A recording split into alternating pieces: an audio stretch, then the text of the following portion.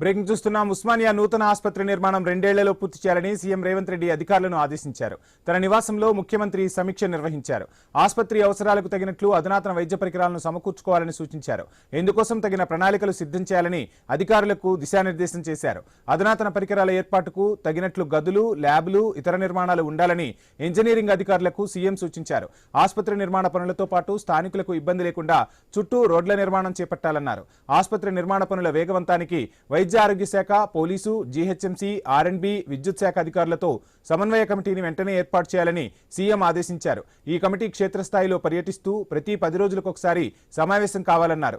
ఏవైనా సమస్యలుంటే పరిష్కరించుకుంటూ పనులు వేగంగా జరిగేలా చూడాలని స్పష్టం చేశారు. ఉస్మానియా నూతన ఆసుపత్రి నిర్మాణం పూర్తయ్యాక అక్కడ బందోబస్తు, ట్రాఫిక్ విధుల నిర్వహణకు ముందస్తుగానే ప్రణాళికలు రూపొందించుకోవాలని పోలీస్ శాఖ ఉన్నతాధికారులకు సూచించారు. ఆసుపత్రికి వివిధ రహదారులను అనుసంధానించే ప్రణాళికలు రూపొందించాలని ఆర్ఎండ్బి అధికారులకు సీఎం సూచించారు.